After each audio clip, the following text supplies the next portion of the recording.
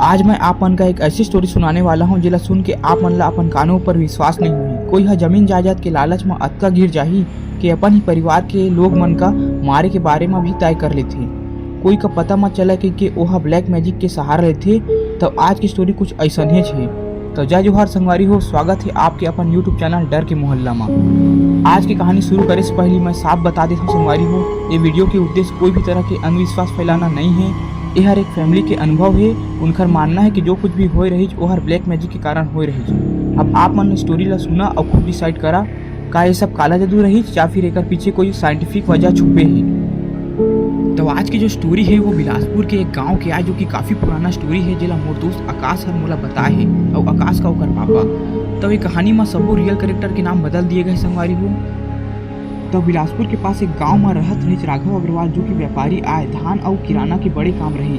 परिवार में 7 जन लोग रही। राघव अग्रवाल पिता, जो कि व्यापारी आय, मीरा माँ, जो कि राघव अग्रवाल की पत्नी आय, बड़े बेटा अर्जुन, बड़ी बेटी सिया, दूसरी बेटी प्रिया, बेटा करण, जो कि आकाश के पिताजी आए, और सबले छोटी तानिया। घर हर बड़े रही, पीछे बाड़ी रही और बाड़ी के किनारे में एक ठन नींबू के पेड़ रही। शाम कन के टाइम रही, राघव जी हर अंगना में बैठ के हिसाब देखत रही। अचानक ओकर हाथ कापे लागी। ओकर पत्नी ओला आवाज लगाथे, ए जी का होगे तोला। राघव थोड़ा देर बाद ठीक हो जाते और कहते कुछ नहीं हो है, बस काम के टेंशन के कारण आए।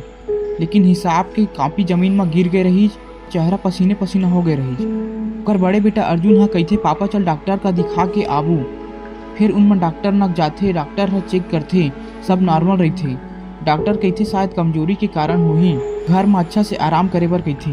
वही दिन रात में अर्जुन हर अपन अम्मा का बोलत सुने रही। मोला लागत है कोई की नजर लगे है तोर ऊपर। मीरा हर अपन पति के नजर उतारथे और 7 सूखा मिर्च लेथे, थोड़ा नमक और राई ला राघव के ऊपर में 7 बार घड़ी के दिशा में घुमाथे और घर के बाहर में आगी में डाल के घर में आ जाथे। उतके समय सिया हर घर के बाहर निकल के देखते कि का जलत है कई। फिर 2 से 3 हफ्ता बीत जाते, सब नॉर्मल रही थे। लेकिन सिया के स्वभाव पहली से अब बदल चुके रही थी। पहली वह बहुत पूजा पाठ करत रही, लेकिन अब घंटों तक चुप बैठे रही थी। पहली सब जन न हंसी मजाक कराए, लेकिन अब बिना बात के गुस्सा करे लागए। दिन ओकर अम्मा मीरा हर ओकर न पूछते का बात है बेटा, कुछ दिक्कत परेशानी है का। पहली असन कोई न बातचीत नहीं करज। सिया हर कहते अम्मा अगर कोई मर जाते तो ओहर कहाँ जाते। मीरा हर घबरा गई और सिया का कहते ये सब का सोचत हता बेटा। एक दिन के बाद आए करण हर देखते सिया रोज सुबह और शाम पीछे वाला नींबू के पेड़ के पास में खड़े रही थे और सामने कति देखत रही थे एक ठिन पुराना मकान कति। और वो पुराना मकान आए राघव जी के सौतेला भाई मोहन की। राघव हर बहुत बार मोहन नक जमीन और खेत खार पर लड़ाई झगड़ा हो चुके है। जो मोहन हवाए वो हर अपन बांटा हिस्सा ला बेच चुके हैं, लेकिन राघव के पास अभी भी ओकर बांटा जमीन हवाए।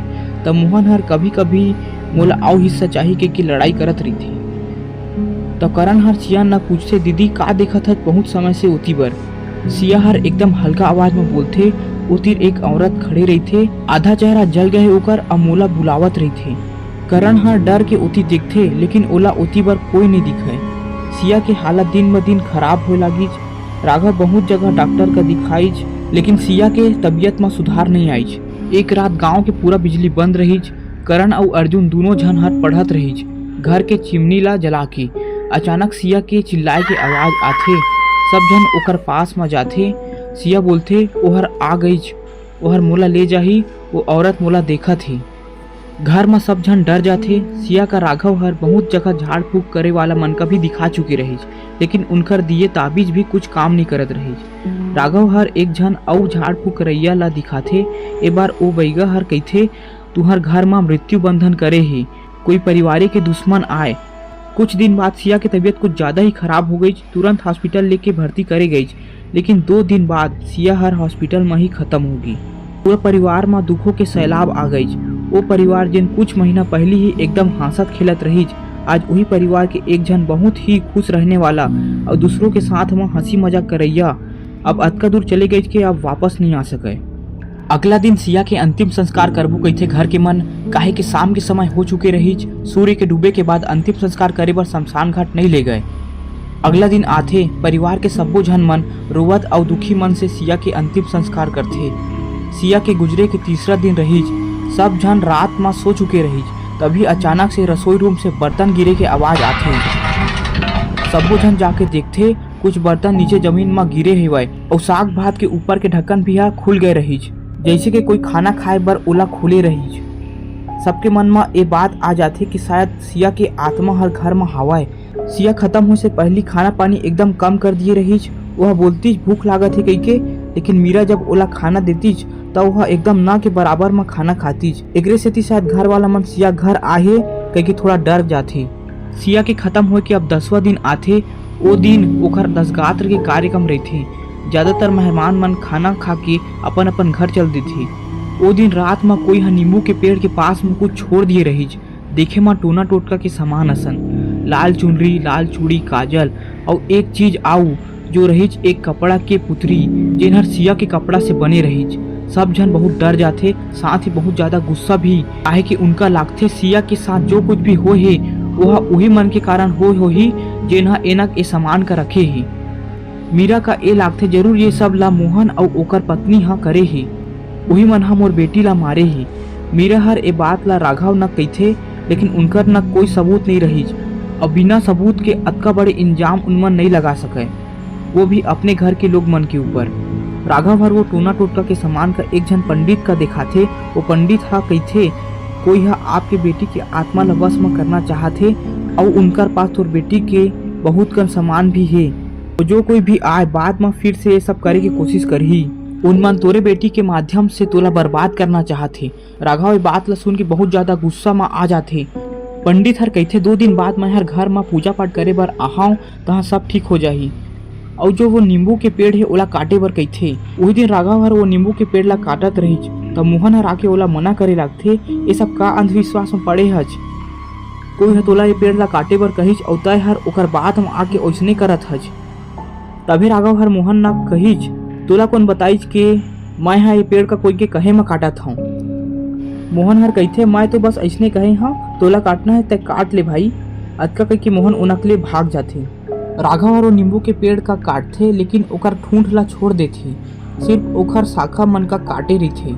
कुछ दिन बाद राघव हा घर में पूजा पाठ के साथ चौका करवाथे घर के शांति बर, लेकिन मोहन और ओकर पत्नी हर वो पूजा में नहीं आवे। अब कुछ दिन बीत जाते, सब कुछ नॉर्मल होए लागथे घर में, लेकिन अभी तक उनकर पता नहीं चले रही जेन हा नींबू के पेड़ के पास में वो सब रखे रही। अब मीरा हर ज्यादातर वो नींबू के पेड़ की तरफ ही देखत रही थे। नींबू के पेड़ में अब फिर से थोड़ा बहुत पत्ता आ गए रही। एक दिन रात के समय रही, नींबू के पेड़ कतीले कुछ आवाज आत रही जैसे कोई जमीन ला खाना थे। मीरा हर राघव का जगाथे और दोनों जन आके देखथे। मोहन हर नींबू के पेड़ के पास में कुछ चीज का जमीन में दाब के घर कती जात रही। राघव उती जाके देखथे, लेकिन ओला 3-4 जगह खनाए दिखथे। वह एक जगह खान के देखथे, लेकिन ओका उती बर कुछ नहीं मिले। अंधियार में ज्यादा कुछ दिखत भी नहीं रही। वह घर आ जाथे सुबह देखूं के। सुबह होते वह जेन जेन न खनाए रही सब जगह खोदथे, तब ओला नींबू के पेड़ के जड़ के नीचे से न मिट्टी ला हटा के जब देखथे, सिया के कपड़ा के टुकड़ा के साथ में कुछ और सामान भी मिलथे और वो सामान रहते जादू टोना के। राघव हर हैरान हो जाथे, ओखरे घर के परिवार के सदस्य हर ओखर न ऐसे कैसे कर सकत ही। वह तुरंत मोहन के घर में जाथे अपन बेटा मन के साथ। अब मोहन का बहुत मारथे पीटथे तब मोर बेटी का मारे हज कही के, लेकिन तबे मोहन हा बोलथे मैं तो ओकर आत्मा की शांति पर पूजा पाठ करत रहे हूँ और मैं हर तोर बेटी का नहीं मारे हूँ कही के। लेकिन राघव हर ओकर बात में नहीं आए। वह पुलिस में कंप्लेन कर देथे। पुलिस हर मोहन और ओकर पत्नी ला गिरफ्तार कर लेथे। अब गांव वाला मन ला भी बात के पता चल जाथे। मोहन और ओकर पत्नी हर ब्लैक मैजिक करथे कही। 1 महीना बाद पुलिस हर दोनों पति पत्नी ला छोड़ देथे, काहे कि पुलिस का लगथे सिया के मरे में उनकर कोई हाथ नहीं है। उनमन बस अंधविश्वास में आके ओकर आत्मा ला अपन काम का करवा सकथन कही के वो सब तांत्रिक क्रिया करत रही। काहे कि कुछ समय पहले से उनका एक तांत्रिक गुरु मिल गए रही जेन इनका वो सब करे बर कहत रही। पुलिस हर वो तांत्रिक के भी पता लगाथे, लेकिन वो तांत्रिक कहीं चल दिए रही थे। तब पुलिस मन के हाथ वो तांत्रिक नहीं लगाए। तो जैसे ही मोहन और पत्नी हा गांव में वापस आथे, गांव वाला मन उनका गांव का छोड़े बर कहथे, काहे कि जेन मन अपन घर के सदस्य के ऊपर जादू टोना कर सकथे वह गांव वाला मन का भी परेशान कर सकथे।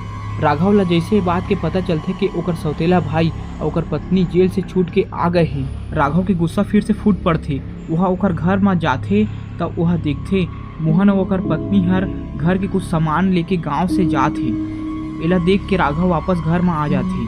तब मोहन और ओकर पत्नी हर अपन बेटा के पास में जात रहिथे जेनहा हैदराबाद में काम करथे।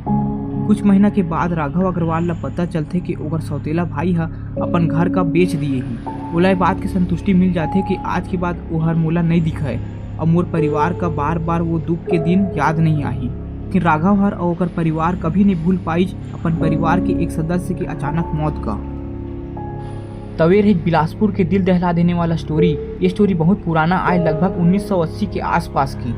जैसे मैं सुने हाँ उसने कहानी का सुनाए हूँ। आप मन बताओ ये स्टोरी में कितना सत्यता है, और आप मन कमेंट में बताओ का सिया के मौत जादू टोना से वो है या फिर कोई और वजह रहे होही। अगर आप मन के पास भी कोई स्टोरी है जिला आप मन शेयर करना चाहत हा तो स्क्रीन में दिखाए जीमेल में या फिर कमेंट के माध्यम से अपन स्टोरी ला शेयर कर सकता। और अगर आप मन ला ये स्टोरी पसंद आए तो वीडियो ला लाइक करके बता सकता, और ऐसे वीडियो देखे बर हमारे चैनल ला सब्सक्राइब करके हमारे मोहल्ला में कदम रख सकता। और अगर आप मन ला ऐसे जादू टोना की रियल स्टोरी सुनना है तो स्क्रीन में दिखाए वीडियो ला क्लिक करके देख सकता। धन्यवाद।